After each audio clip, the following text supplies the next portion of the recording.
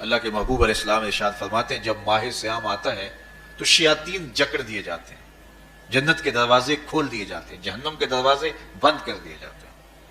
اب ہمارے دو دشمن تھے، ایک نفس اور دوسرا شیطان، دونوں کے مقابلے میں ناتواں اور کمزور جان کو مقابلے میں آنا پڑتا تھا، لیکن جب ماہ سیام آیا، یہ ماہ انور آیا، تو ہمارے دو دشمنوں میں سے ایک دشمن باندھ دیا گیا۔ اب ہمارا مقابلہ صرف ایک دشمن سے رہ گیا۔ دیکھیے، ماہ رمضان آتا ہے تو مسجدوں کے در کشادہ ہو جاتے ہیں، لوگوں کا رجحان دین کی طرف ہوتا ہے۔ جو 5 نمازیں بھی نہیں پڑھتے ہوتے ان کو تراویح میں بھی کھڑا ہوتا دیکھتے ہیں، اہتمام ہوتا ہے، نیکی کا، صدقہ و خیرات کا ماحول پیدا ہوتا ہے۔ ایسا کیوں ہے کہ شیطان بند گیا، لیکن اس کے باوجود نظر بھٹک رہی ہے، خیالوں میں آوارگی ہے اور رشوت کا بازار گرم ہے۔ کیوں کہ ابھی نفس موجود ہے۔ تو نیکی کا جو ماحول پیدا ہوا یہ شیطان کے بند جانے کی وجہ سے، اور برائی کا ماحول اب بھی موجود ہے یہ نفس کے موجود ہونے کی وجہ سے۔ تو ہمارے دو دشمن ہیں جو ہمیں زیادہ مستقیم سے ہٹاتے ہیں، ایک شیطان اور دوسرا نفس۔ اب جب ماہ سیام آیا تو شیطان باندھ دیا گیا، اب ہمارا مقابلہ صرف نفس سے ہے، اور یہ نفس شیطان سے بھی بڑا دشمن ہے۔ شیطان کو شیطان بنانے والا نفس ہے، اور وہ ہمارے ساتھ جڑا ہوا ہے۔ ماہ سیام میں شیطان تو بند گیا لیکن نفس نہیں بندھا۔ اب ہمیں اپنے نفس کو کمزور کر کے اور اپنی فتح حاصل کرنی ہے اور تقوی کی منزل کو پانا ہے۔ اب شیطان تو اللہ نے باندھ دیا، اب نفس کو کیسے باندھیں؟ تو آئیے، نفس کی بندش کیسے ہوگی یہ کسی ایکسپرٹ سے پوچھیں گے کہ یہ کیسے اس کو باندھیں گے، اس کو کیسے قابو میں کریں گے۔ تو کسی ایسے شخص سے پوچھیں جو اس شعبے کا ماہر ہو۔ تو علامہ اقبال کے مرشد ملا جلال الدین رومی علیہ رحمہ کہتے ہیں آؤ تمہیں میں ایک معالج کا پتہ دیتا ہوں جو تمہیں اس بیماری کا علاج بتائے گا اور اس کی بندش کے طریقے بتائے گا۔ شیخ رومی علیہ رحمہ فرماتے ہیں ہفت شہر عشق را اتار گشت ما ہنوز اندر خم یک کوچام۔ عشق کے 7 شہر شیخ فرید الدین اتار گھوم چکے ہیں، اور میرے جیسا شخص عشق کے پہلے شہر کی پہلی گلی کے کونے پہ کھڑا ہے۔ اب اندازہ کیے کہ جن کا پتہ حضرت ملا جلال الدین رومی دے رہے ہیں وہ کس بلند مرتبے پہ فائز المرام ہے۔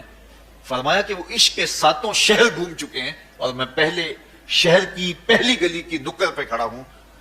اب شیخ فرید الدین علیہ رحمہ سے پوچھئے کہ شیطان تو بند گیا، اب نفس کا وبال ہمارے اوپر پڑ رہا ہے اور ہم اس کے باوجود ماہ سیام کے اندر گناہوں میں منہمک ہیں، تو ہمیں بتایا جائے کہ اس نفس کا علاج کیسے کیا جائے۔ ہمیں آپ کا پتہ بتایا گیا ہے۔ تو شیخ فرید الدین اتار بولے نفس نتواں کشت الا باسے چیز بات گوئم یاد گیرش اے عزیز۔ نفس نہیں مرتا، لیکن اگر 3 اسلحے تیرے پاس ہوں تو یہ ٹھہر بھی نہیں سکتا۔ وہ 3 اسلحے کون سے ہیں؟ خنجر خاموشی و شمشیر جو، نیزائے تنہائی و ترک ہجو۔ خاموشی کا خنجر، بھوک کی تلوار اور تنہائی کا نیزہ، یہ 3 اسلحے ایسے ہیں اگر تو یہ لے کر کے نفس پہ ٹوٹ پڑے تو پھر نفس کا مقابلہ تیرے لیے آسان ہوگا۔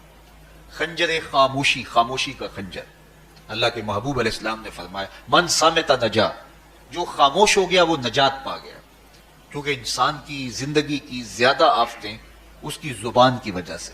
آپ اپنے گناہوں کا اور میں اپنے گناہوں کا اگر احتساب کروں تو ہمیں سب سے زیادہ گناہ زبان کے ملیں گے۔ آنکھیں بھی گناہ کرتی ہیں، ہاتھ بھی گناہ کرتے ہیں، پاؤں بھی گناہ کرتے ہیں، لیکن سب سے زیادہ گناہ زبان کرتی ہے۔ جھوٹ بھی بولتی ہے، غیبت بھی کرتی ہے، شکوہ بھی کرتی ہے، گالی سب و شتم اور کیا کچھ زبان کے گناہ ہیں۔ اسی لیے اللہ کے محبوب نے فرمایا جو تمہارے 2 جبڑوں کے درمیان ہے یعنی زبان، اور 2 ٹانگوں کے درمیان ہے تمہاری پارسائی کی جگہ، تم ان 2 چیزوں کی مجھے ضمانت دے دو، میں محمد تمہیں جنت کی ضمانت دے دیتا ہوں۔ تو انسان کے سب سے زیادہ گناہ زبان کے ہیں اور اس کی پارسائی کی جگہ کی۔ تو اس لیے میرے حضور نے فرمایا من صمت نجا، جو خاموش ہو گیا وہ نجات پا گیا۔ خنجر خاموشی، خاموشی کا خنجر نفس کشی کا ایک مؤثر ذریعہ ہے۔ اور دوسری بات وشمشیر جو، اور بھوک کی تلوار، تو بھوک سے نفس کا مقابلہ کیا جا سکتا ہے، بھوک کی تلوار سے نفس کا سر کاٹا جا سکتا ہے۔ اللہ کے محبوب کا فرمان سنیے یا معاشر الشباب من استطاع منکم الباء فلیتزوج فإنه اغض للبصر واحسن للفرج فمن لم يستطع فعليه بالصوم فإنه له وجاء۔ اے جوانوں کے گروہ، تم میں سے اگر کوئی نکاح کرنے کی طاقت رکھتا ہے تو وہ دیر نہ کرے، فی الفور نکاح کر لے، یہ نظر کا اور پارسائی کا محافظ ہے۔ لیکن اگر تم میں سے کوئی نکاح کرنے کی فی الحال پوزیشن میں نہیں ہے تو وہ کثرت کے ساتھ روزے رکھے۔ روزے قاطع شہوات ہیں، تو بھوک سے نفس کو جو ہے وہ روکا جا سکتا ہے، اس کو لگام ڈالی جائے۔